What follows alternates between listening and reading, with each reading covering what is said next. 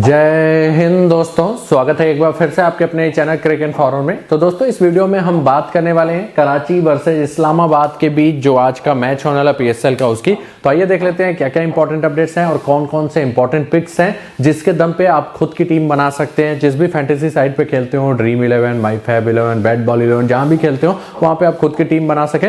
तो स्टार्ट करते हैं। सबसे पहले वीडियो को जल्दी से लाइक कर दीजिए, आप लोग का प्यार और समर्थन मिलता रहता है तो काफी अच्छा लगता है। उसके अलावा जो भी नए यूजर हैं चैनल को सब्सक्राइब करके बेल का आइकन जरूर प्रेस कर दीजिएगा जिससे कि आपको टाइमली नोटिफिकेशंस मिलता रहे। और जो सबसे इंपॉर्टेंट बात है वो ये कि आपको हमारा फाइनल अपडेट, जो भी फाइनल टीम होगा और कुछ इंपॉर्टेंट जीएल रोटेशन, क्या बैटिंग ऑर्डर होगा और लास्ट में क्या आप चेंजेस कर सकते हैं, सब कुछ आपको हमारे टेलीग्राम चैनल पे मिलेगा। इसलिए आपको हमारे टेलीग्राम चैनल से भी जाकर जल्दी से जुड़ जाना है। उसके लिए करना क्या है, जो सबसे बेस्ट मेथड है वो ये है कि नीचे जो पिन्ड कमेंट है यानी कि फर्स्ट कमेंट, उस पर आपको टेलीग्राम का लिंक मिलेगा, उसे क्लिक कीजिए और चैनल को ज्वाइन कर लीजिए। नहीं तो स्क्रीन पे दिए गए इंस्ट्रक्शन को फॉलो कीजिए। तो दोस्तों टेलीग्राम चैनल ज्वाइन करने के लिए सबसे पहले आपको टेलीग्राम ऐप पे जाना। ये टेलीग्राम ऐप है, ऊपर टॉप में राइट साइड में आपको सर्च का ऑप्शन दिखेगा, वहां पे जाके सर्च करना है @क्रिक इन्फॉर्मर और उसके आगे SIDDHANT क्रिक इन्फॉर्मर सिद्धांत आपको सर्च करना है। वहां पे आप जैसे ही ये सर्च करेंगे सेम ये यूजर नेम वाला आपको यूजर नेम यही होना चाहिए, चैनल नेम क्रिक इन्फॉर्मर दिखाई देगा। 1,57,000 सब्सक्राइबर के आसपास चैनल आपको दिखाई देगा, उसको ज्वाइन कर लीजिएगा। वहां पे आपको सारा कुछ अपडेट मिल जाएगा।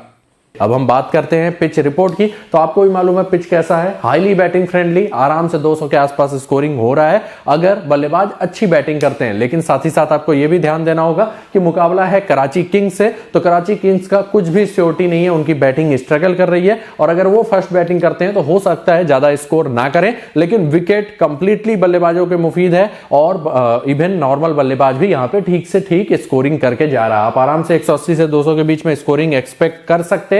गेंदबाजों के लिए यहां पे कुछ है नहीं, अगर लाइन लेंथ पे अच्छा खासा गेंदबाजी करते हैं गेंदबाज तब विकेट लेंगे। अगर बात करें पीएसएल मैचेस के अभी तक स्कोर इस ग्राउंड पे, तो आप देखिए most of the matches highly scoring friendly है, 170 प्लस तो लगभग बन रहे हैं। केवल कराची जिस मैच में आ जा रहा है वहां पे स्कोरिंग थोड़ा सा कम हो जा रहा है, जैसे कि यहां पे कराची केवल 164 बना पाया। आगे चलते हैं तो यहां पे आप देखिए कराची 170 बना पाया और फर्स्ट मैच में कराची 124 बना पाई, एक में 113 भी बनाई हुई है। तो कराची का बैटिंग छोड़ के बाकी सारी टीमें यहां पे ठीक ठाक स्कोरिंग कर रही हैं। तो ओवरऑल आपको बल्लेबाजों के मुफीद विकेट मानकर टीम बनाना है और थोड़ा सा इस्लामाबाद को फेवरेट्स रखते हुए आगे बढ़ते हैं। अगर बात करें हेड टू हेड रिकॉर्ड की तो यहां पे भी इस्लामाबाद आराम से ऊपर दिखाई दे रहा है, 10 मुकाबले जीत चुके हैं, कराची केवल 6 मुकाबले जीत पाया है और ओवरऑल भी पलड़ा इस्लामाबाद का भारी होगा क्योंकि Islamabad one of the most balanced team है इस टूर्नामेंट की। वहीं कराची के बॉलर्स थोड़ा सा बाहर हो गए, प्लस बैटिंग भी कुछ खास क्लिक नहीं कर रही है। एक बल्लेबाज जिन पे ये भरोसा करते हैं वो कई बार इवन बॉल खा के इनके हारने के चांसेस और बढ़ा दे रहा है। तो ये है पूरा हेड टू हेड रिकॉर्ड। अब बात करते हैं कराची किंग्स टीम के प्रीव्यू की। तो कराची की टीम बहुत ही खराब फॉर्म में, अभी तक सारे मैचेस हार चुके हैं और हारे किस लिए, इनके स्लो बैटिंग के कारण। और इवन पिछले मैच में भी जो मैच इनको जीतना चाहिए था, बाबर आजम पूरा अंत तक टिके रहे लेकिन वो इतना ज्यादा एसिलेट नहीं कर पाए कि टीम जीत पाए। लास्ट में मारने से क्या होता है जब मैच आप हार चुके हैं, तो सिंपल सी बात है बाबर आजम का स्लो स्टार्ट इनको कॉस्ट कर रहा है और 1-2 मैचेस तो बाबर आजम के कारण ही ये हारे हुए हैं क्योंकि इनकी टीम फिर प्रेशर में हो जा रही है, बैटिंग फ्रेंडली विकेट पे रन नहीं बन रहा है शुरुआती ओवर्स में और उसके बाद हिटिंग में टीम का बेड़ा गर्क हो जा रहा है। तो ये इस टीम का अभी तक का वो रहा है। ओवरऑल अगर हम बात करें टीम में चेंजेस की तो इनको एक तगड़ा झटका लगा है। जो क्लार्क जो कि इस बैटिंग विकेट पे कभी भी अच्छा खासा स्कोरिंग कर सकते थे वो रूल्ड आउट हो गए हैं अभी कुछ मैचेस के लिए, तो वो नहीं खेलेंगे, वो वापस अपने देश लौट चुके हैं। लेकिन जो न्यूज आ रही है वो ये आ रही है कि वो फिर से टीम से जुड़ेंगे लेकिन बाद में। और उसके अलावा जो इंपॉर्टेंट न्यूज है, क्रिस जॉर्डन टीम से जुड़ चुके हैं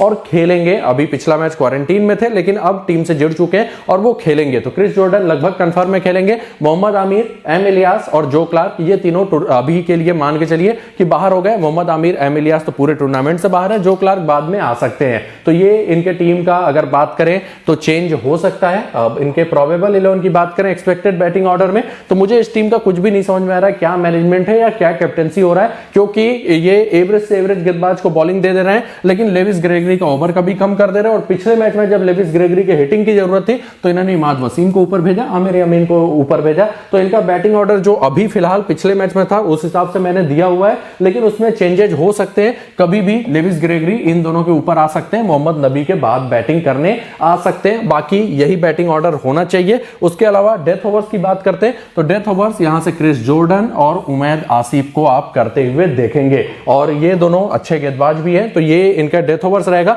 मोस्ट ऑफ द ओवर्स की बात करते हैं तो इमाद वसीम 4 ओवर पूरे करेंगे, जॉर्डन 4 ओवर पूरे करेंगे, उमैद आसिफ 4 ओवर पूरे करेंगे। ये तीन 12 ओवर करके जाएंगे। उसके अलावा मोहम्मद नबी के भी 3 से 4 ओवर करने के चांसेस हैं। पहले तो ये केवल लेफ्ट हैंडर्स को बॉलिंग करते थे, लास्ट सीजन भी यही सीन था, लेकिन अब इनका बॉलिंग ही कुछ खास फॉर्म में नहीं है। तो मोहम्मद नबी लगभग हर मैच में 3 से 4 ओवर कर रहे हैं। सामने एक लेफ्ट हैंडर पहले तो कोलिन मुनरो है, उनके अगेंस्ट जरूर अच्छा खासा बॉलिंग करेंगे, और दूसरा लेफ्ट हैंडर फहीम अशरफ है। उनकी बैटिंग आएगी कि नहीं आएगी वो कोई नहीं जानता, लेकिन मुनरो के अगेंस्ट तो करेंगे ही करेंगे, और इवन जब राइट हैंडर्स रह रहे हैं तब भी ये बॉलिंग कर रहे हैं, तो ये बात ध्यान दीजिएगा। तो मतलब यहां से 15 से 16 ओवर इनके कंफर्म हो जाते हैं। अब जो 4 ओवर बचे उसमें ताहा, जिनके चांसेस बहुत ही कम है, मान के चलिए शायद ना करें, तो उसमें आमिर यमीन और लेविस ग्रेगरी में आपको बॉलिंग होते हुए दिखाई देगा। तो ये इनके बॉलिंग का कंपोजिशन है। डेथ ओवर्स की हमने बात कर लिया। मेन स्पिनर जो है इनके इमाद वसीम है, जो कि लेफ्ट आर्म ऑर्थोडॉक्स हैं, लेकिन उतने विकेट टेकिंग ऑप्शन नहीं रहे। मोहम्मद नबी ऑफ ब्रेक गेंदबाज हैं। तो ये है इनके टीम का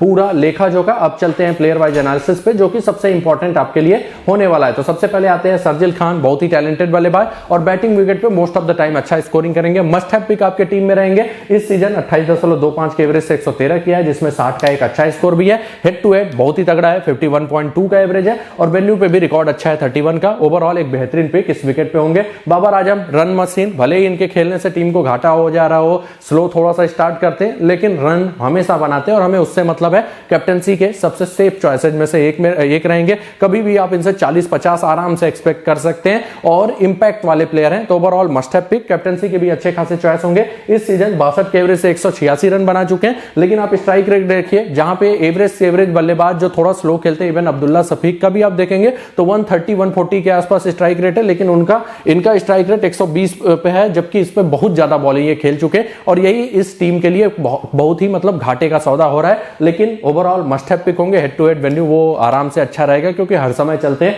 44 का एवरेज है, वेन्यू पे 64.5 का एवरेज है। फिर आते हैं साहिब जादा फरहान, काफी टैलेंटेड बल्लेबाज माने जाते हैं, अच्छे हिटर हैं, लेकिन आज तक मैंने पीएसएल में बहुत ज्यादा इनको चलते हुए नहीं देखा है। इक्का दुक्का मैच चले हैं, नहीं तो उतना कंसिस्टेंसी नहीं रहता। अभी नेशनल T20 कप में भी अच्छे फॉर्म में थे, लेकिन यहां पे 2 मैचों में बैटिंग आया, दोनों में फ्लॉप चले गए। उसके अलावा वेन्यू पे भी कुछ खास रिकॉर्ड नहीं है। आराम से जीएल में ट्राई कीजिएगा, एकाक जीएल में जरूर ट्राई कर लीजिएगा, क्योंकि माने जाते हैं काफी टैलेंटेड, और डोमेस्टिक क्रिकेट में one of the top run scorer में रहते हैं जब भी टूर्नामेंट होता है, तो इसलिए जीएल में जरूर ट्राई कर लीजिएगा। स्मॉल लीग में बहुत ज्यादा रिस्क हो जाएगा। उसके बाद आते हैं यान कॉकबर्न, बहुत ही बेहतरीन फॉर्म में है, अच्छे टेक्निकल बल्लेबाज और कंसिस्टेंट परफॉर्मर। इवन पिछले मैच में भी आते ही 31 का स्कोर किया था। ओवरऑल एक अच्छे खासे पिक होंगे, जरूर इनको ट्राई कीजिए। मोस्ट ऑफ द टाइम अच्छा स्कोरिंग करेंगे। बिग बैश में बेहतरीन परफॉर्मेंस करके गए हुए हैं, जिसमें आप देखिए जो लास्ट के 4 मैचेस थे उसमें 71, 65, 48 का 3 अच्छा खासा स्कोर है। फिर आते हैं मोहम्मद नबी, थोड़ा सा एवरेज बोल सकते हैं ऑलराउंडर, क्योंकि न ज्यादा बॉलिंग से कुछ खास किया, न ज्यादा बैटिंग से कुछ खास किया,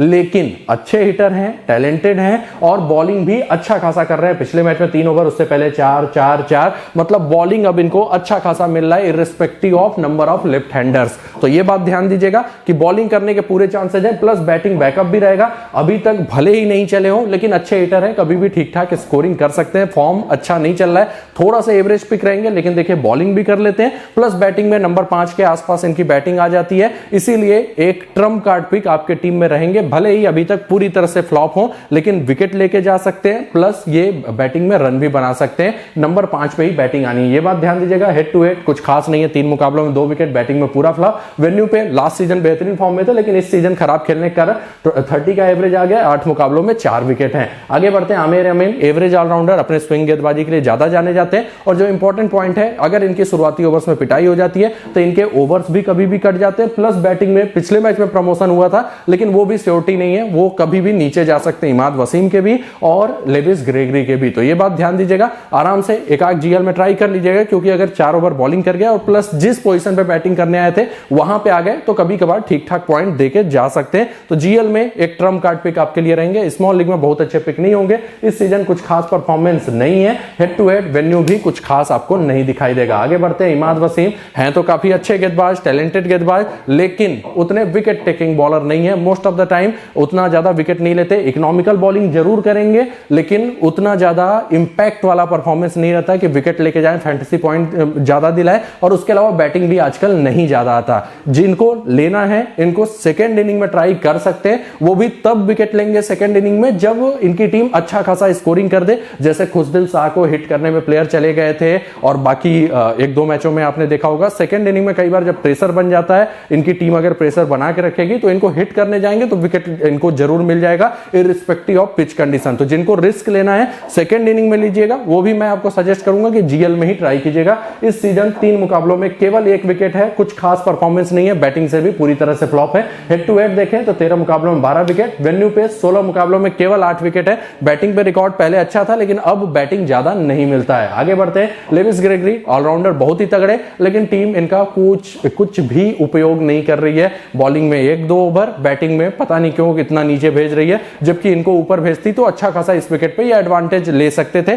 इसलिए आराम से छोड़ दीजिए। जीएल में एक टीम में जो रिस्क लेना चाहिए चाहते हैं ट्राई कर लीजिएगा, क्योंकि काफी टैलेंटेड ऑलराउंडर है, लेकिन टीम मैनेजमेंट मौका नहीं दे रहा है। आगे बढ़ते हैं, क्रिस जॉर्डन बहुत ही अच्छे गेंदबाज, हालांकि उतने विकेट टेकिंग नेचर के गेंदबाज आजकल नहीं रह गए हैं, रन रोकने के लिए ज्यादा जा रहे हैं, लेकिन परफॉर्मेंस भी अच्छा नहीं जा रहा है। लेकिन इस लेवल पे कभी भी आपके लिए ठीक ठाक पिक हो सकते हैं। एक तो कराची का बैटिंग खराब फॉर्म में है, और ये बैटिंग से इस समय इवन इंग्लैंड टीम में वेस्ट इंडीज के खिलाफ 2 अच्छा स्कोर किया, 28 और 27 का, तो बैटिंग से थोड़ा अच्छे फॉर्म में है, तो क्या पता बैटिंग में प्रमोशन हो जाए। और बॉलिंग 4 ओवर पूरे करेंगे, और इस लेवल पे ये कभी भी ठीक ठाक विकेट ले सकते हैं। तो ओवरऑल एक डिसेंट पिक रहेंगे। फर्स्ट बॉलिंग आया तब तो जरूर ट्राई कर लीजिएगा, क्योंकि डेथ ओवर्स में बॉलिंग करेंगे, ये बात ध्यान दीजिएगा। इस सीजन 6 मुकाबलों में 8 विकेट है, वेन्यू पे भी रिकॉर्ड अच्छा है, 7 मुकाबलों में 10 विकेट ले चुके हैं। मोहम्मद ताहा खान कुछ खास यूज नहीं हो रहा है, फर्स्ट मैच में बॉलिंग मिला था, उसके बाद समझ लीजिए बस फील्डिंग करने के लिए खेल रहे हैं, आराम से छोड़ सकते हैं। फिर आते हैं उमैद आसिफ, आपको फर्स्ट मैच से ही मैं बोल रहा हूं विकेट टेकिंग बॉलर है, ये रन देंगे लेकिन wicket most of the time लेके जाते हैं।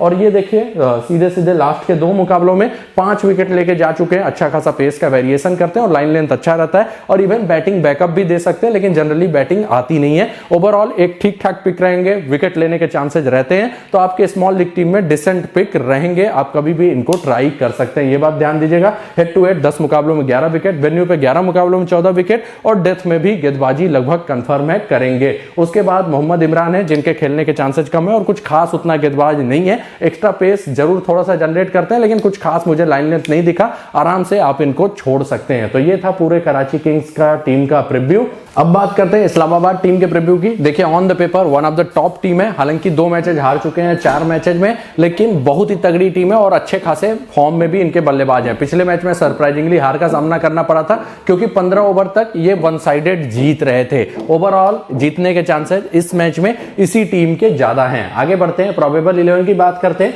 तो मोस्ट प्रॉब्ली ये टीम सेम प्लेइंग 11 के साथ जाएगी, कुछ भी चेंज नहीं करना चाहिए। हालांकि इनका परफॉर्मेंस बहुत ही खराब चल रहा है, अच्छी खासी पिटाई हो रही है, लेकिन ऐसे गेंदबाजों को जनरली टीम बैक करना चाहेगी। एक्सपेक्टेड बैटिंग ऑर्डर की बात करें तो सेम यही बैटिंग ऑर्डर होना चाहिए, तो ये आपको स्क्रीन पे दिखाई दे रहा है। अब बात करते हैं मोस्ट ऑफ द ओवर्स की, तो मोस्ट ऑफ द ओवर्स इस टीम से जो करेंगे, देखिए मोहम्मद वसीम, उसके अलावा फहीम अशरफ और सादाब खान, हसन अली और वकास मकसूद, इन 5 का करना चाहिए। लेकिन अगर पिटाई हो जाती है, जैसे हसन अली हर मैच में अच्छी खासी पिटाई हो रही है, तो पिटाई हो जाती है तो कभी भी ओवर्स इनके भी कम हो सकते हैं। इवन वकास मकसूद जो कि पिछले मैच में काफी शानदार गेंदबाजी किया था, इनके भी ओवर कभी कभी कम होते रहे हैं, तो ये बात ध्यान दीजिएगा। मोस्ट ऑफ द ओवर्स लेकिन यही 5 करते हैं। मुबासिर खान के ओवर्स बढ़ सकते हैं अगर इसमें से किसी की भी पिटाई होगी, ये बात ध्यान दीजिएगा, क्योंकि बैटिंग फ्रेंडली विकेट है, तो कभी भी किसी की पिटाई हो सकती है। इवन वकास मकसूद जो कि पिछले मैच में अच्छा खासा विकेट लिए थे, इनके भी ओवर कम होते रहते हैं और कई बार कम होते रहते हैं, तो ये बात ध्यान दीजिएगा।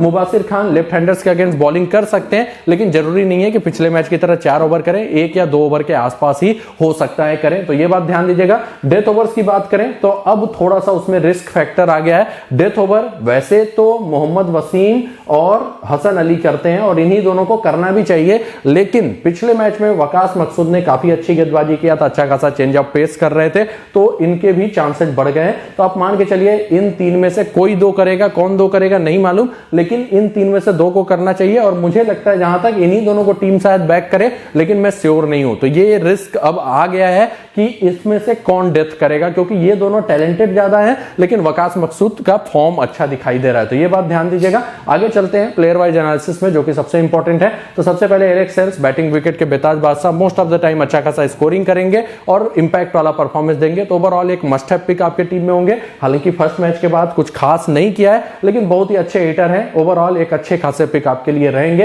हेड टू हेड देखें 28 का एवरेज है, वेन्यू पे भी 32 का एवरेज है इनका। फिर आते हैं पॉल स्टर्लिंग, अच्छे खासे फॉर्म में, 2 हाफ सेंचुरी भी बना चुके हैं और इस विकेट पे कभी भी अच्छा खासा हिटिंग कर सकते हैं। तो ये बात ध्यान दीजिएगा। ओवरऑल एक डिसेंट पिक रहेंगे। हेड टू हेड देखें तो नहीं खेला है लेकिन वेन्यू पे 34.2 का एवरेज है और इस सीजन 37 के एवरेज से यहां पे भी स्कोरिंग कर चुके हैं। जब तक रहेंगे चौके छक्के लगाते रहेंगे। आगे बढ़ते हैं। कोलिन मुनरो बहुत ही बेहतरीन फॉर्म में और बैटिंग विकेट पे तो बहुत ही ज्यादा कंसिस्टेंट हो जाते हैं। अब देखिए 2 इनिंग में 132 रन, 132 का average, must have pick. Even ठीक ठाक कैप्टेंसी ऑप्शन भी रहेंगे। जीएल में तो जरूर कैप्टन कर लीजिएगा। हेड टू हेड और भी तगड़ा, 89 का एवरेज, वेन्यू पे ऑलमोस्ट 40 का एवरेज है। फिर आते हैं शादाब खान, सरप्राइजिंगली बैटिंग से भी अच्छा खासा इंप्रेस किया हुआ और बॉलिंग में तो पूछिए मत, विकेट पे विकेट लिए जा रहे हैं और खासकर सेकंड इनिंग में बॉलिंग आ गया तो इवन बंडल्स में विकेट लेके जा सकते हैं, क्योंकि फिर तो अच्छा खासा इनकी टीम प्रेशर क्रिएट करके रखती है। इस सीजन 4 मुकाबलों में 10 विकेट और 50.66 के एवरेज से 152 रन कर चुके हैं। मस्ट हैव पिक और कैप्टेंसी के सबसे बेहतरीन ऑप्शन। हेड टू हेड देखे तो उतना अच्छा नहीं है, 19.2 का एवरेज है, लेकिन उतना ये सब रिकॉर्ड नहीं मैटर करता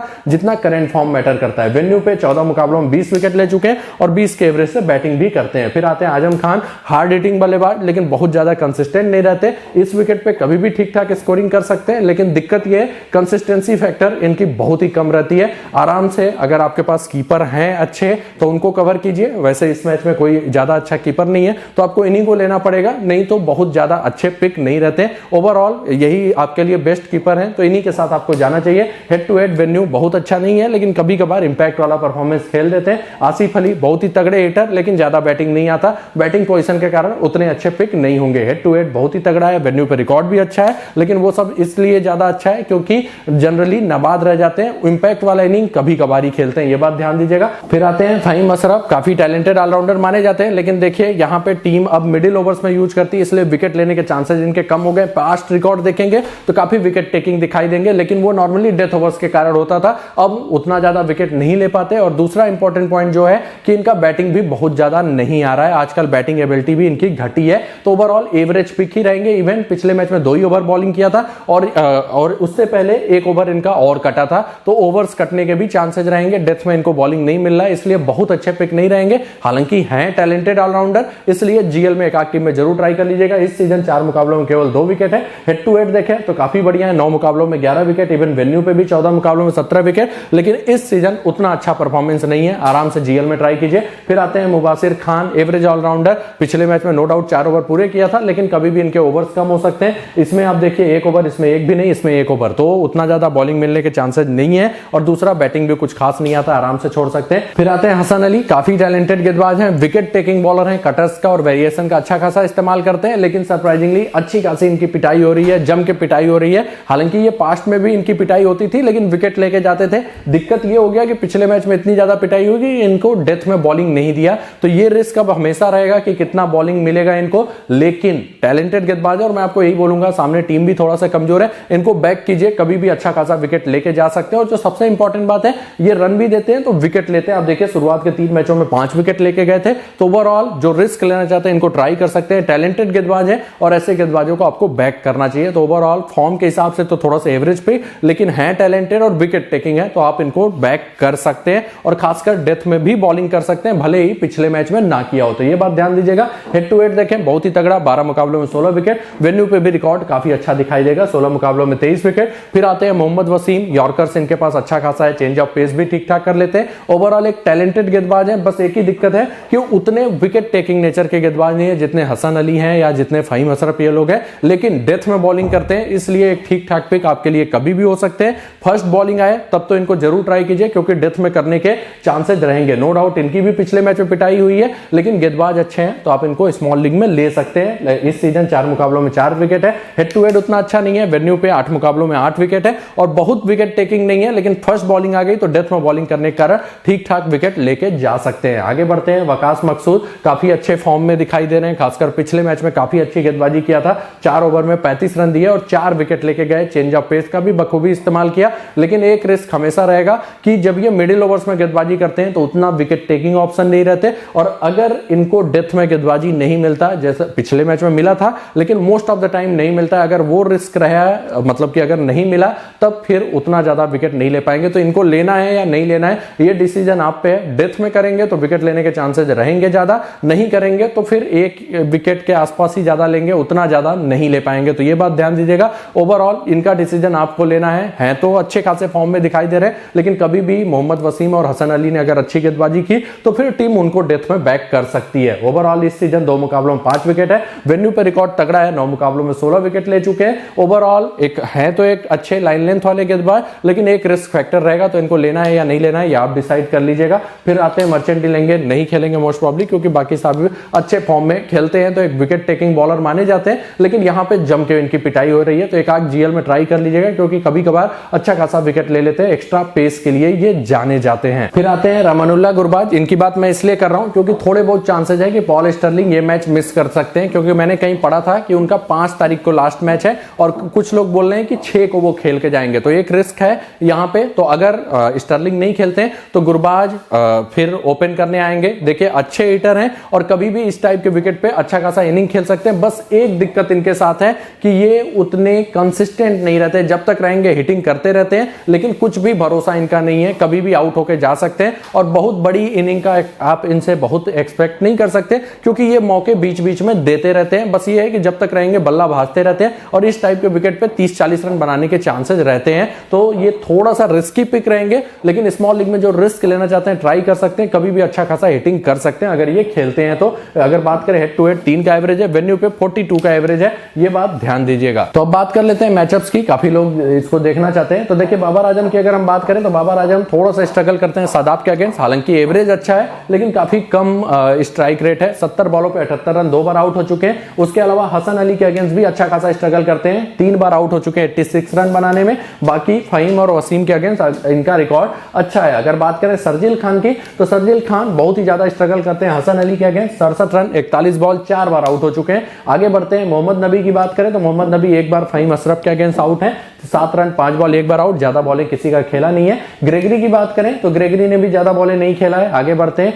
अगर बात करें इमाद वसीम की तो इमाद वसीम 2 बार आउट हो चुके हैं फहीम अशरफ के अगेंस्ट, हालांकि लगभग 200 का स्ट्राइक रेट है, और हसन अली के अगेंस्ट 3 बार आउट हो चुके हैं इमाद वसीम। आजम खान की बात करें तो आजम खान ने ज्यादा बॉलें किसी का उतना खेला नहीं हुआ है। उसके बाद एलेक्स सेल्स हैं, एलेक्स सेल्स 1 बार आउट है नबी के अगेंस्ट कम स्कोर पे, ग्रेगरी के अगेंस्ट भी 1 बार आउट है। इमाद वसीम के अगेंस्ट काफी बेहतरीन रिकॉर्ड है, 200 के ऊपर स्ट्राइक रेट है, आउट 1 बार भी नहीं है। मोहम्मद आमिर के अगेंस्ट नहीं खेला है, सॉरी आउट नहीं हुए हैं, और उमैद आसिफ के अगेंस्ट भी आउट नहीं हुए हैं। उसके बाद आते हैं पॉल स्टर्लिंग, इनका रिकॉर्ड नबी के अगेंस्ट थोड़ा सा गड़बड़ है, 55 रन, 45 बॉल, 3 बार आउट हो चुके हैं, और इवन पीएसएल में भी 1 बार आउट हो चुके हैं, और 1 बार आमिर के अगेंस्ट आउट हो चुके हैं, लेकिन आमिर खेलेंगे नहीं। आगे बढ़ते हैं, अगर बात करें मुनरो की तो मुनरो का रिकॉर्ड अगर हम देखें तो इमाद वसीम के अगेंस्ट 3 बार आउट है, मोहम्मद आमिर के अगेंस्ट 2 बार आउट है, और उमैद आसिफ के अगेंस्ट 1 भी बार आउट नहीं है। आगे बढ़ते हैं, अगर बात करें आसिफ अली की तो आसिफ अली 1 बार आउट है आमिर के अगेंस्ट 37 रन बनाने में, लेकिन रिकॉर्ड अच्छा खासा है, अच्छा हिटिंग भी किया है।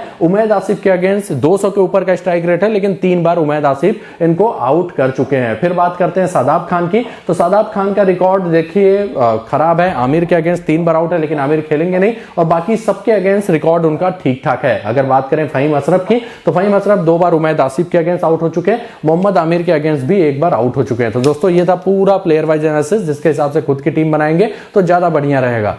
तो दोस्तों फैंटेसी टीम की बात कर लेते हैं। तो यहाँ पे बस ये ध्यान दीजिएगा कि इस्लामाबाद फेवरेट्स है और बैटिंग फ्रेंडली विकेट रहेगा, तो उस हिसाब से टीम बनाने की कोशिश कीजिएगा। बस यहाँ पे आप किसी भी साइड पे बना रहे हो टीम, लेकिन स्ट्रेटजी को फॉलो कीजिएगा, कौन से प्लेयर किस सेक्शन में इंपॉर्टेंट पिक्स रहेंगे। स्टार्ट करते हैं। विकेट कीपर में आजम खान अभी के लिए मस्ट हैव पिक दिखाई दे रहे हैं, लेकिन अगर गुरबाज खेलते हैं तो आप उनको ट्राई कर सकते हैं, क्योंकि गुरबाज ओपन करेंगे और इनका कंसिस्टेंसी फैक्टर आजम से थोड़ा ज़्यादा रहता है। बस यही है कि गुरबाज शायद कीपर कीपिंग ना करें, तो ये बात ध्यान दीजिएगा। आगे बढ़ते हैं बैटिंग सेक्शन में। तो बैटिंग सेक्शन में 5-6 अच्छे बल्लेबाज है और मैंने फिलहाल बैटिंग फ्रेंडली विकेट देखते हुए 6 को लिया है। Babar Azam must have pick होंगे, एलेक्स हेल्स भी अच्छे खासे पिक होंगे, पॉल स्टर्लिंग भी अच्छे फॉर्म में, ये भी मस्ट हैव पिक होंगे, मुनरो भी अच्छे फॉर्म में है और इवन शर्जिल खान भी बैटिंग विकेट पे चलते रहते हैं। तो ये 5 बहुत ही बेहतरीन पिक है। और उसके बाद मैंने कॉकबेन को भी लिया हुआ है जो कि काफी अच्छे फॉर्म में इस समय चल रहे हैं। तो मैंने जितने भी टॉप ऑर्डर के अच्छे बल्लेबाज हैं और हिटर मतलब ठीक ठाक स्कोरिंग करते रहते हैं उन सबको कवर किया हुआ है। रीजन बिंग की बैटिंग फ्रेंडली विकेट है, नीचे कोई भी उतना अच्छा ऑप्शन नहीं है।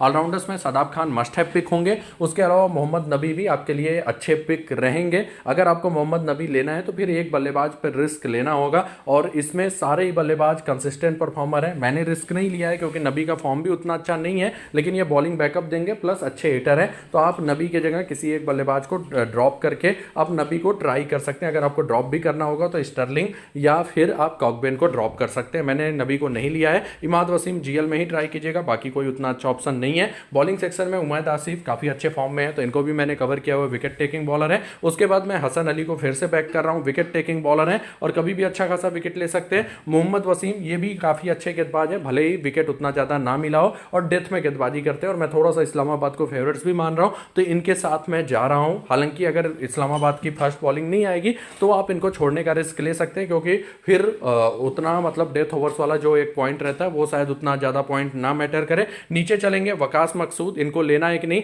आप पे मैं डिसीजन छोड़ता हूं। उसका रीजन है ये उतने विकेट टेकिंग नहीं है जितने और हैं और जरूरी नहीं है कि डेथ में बॉलिंग करें, तो ये रिस्क हमेशा रहेगा। मैंने नहीं कवर किया हुआ है। आमिर अमीन उतने अच्छे पिक नहीं रहेंगे। नीचे चलेंगे क्रिस जॉर्डन, अगर खेलते हैं तो इंपॉर्टेंट पिक होंगे, खासकर फर्स्ट बॉलिंग में, डेथ में भी बॉलिंग करेंगे, तो ये बात ध्यान दीजिएगा। अभी के लिए मैंने नहीं लिया है, लेकिन एक अच्छे पिक आपके टीम में रहेंगे, प्लस बैटिंग बैकअप भी दे सकते हैं। तो दोस्तों ये थी मेरी टीम। कैप्टन वाइस कैप्टन की बात करें तो शादाब खान एक अच्छे कैप्टनसी ऑप्शन दिखाई दे रहे हैं सेफ में, और बाबर आजम को मैंने वीसी किया हुआ है। आप इसका रिवर्स भी कर सकते हैं। जीएल में Hills, Munro, Stirling, Sharjeel Khan, इन लोग को कैप्टन वाइस कैप्टन में आप रोटेट कर लीजिएगा। उसका रीजन है इसमें से कोई भी कभी भी इंपैक्ट वाला परफॉर्मेंस दे सकता है। तो दोस्तों इसी के साथ वीडियो समाप्त होता है। आशा करता हूं ये वीडियो आपको अच्छा खासा हेल्प करेगा विनिंग में। जिसने भी वीडियो को लाइक नहीं किया जल्दी से लाइक कर दे, और जिसने भी चैनल को अभी तक सब्सक्राइब नहीं किया ऐसे ढेर सारे अपडेट्स के लिए चैनल को सब्सक्राइब करके बेल का आइकन जरूर प्रेस कर दीजिएगा। धन्यवाद।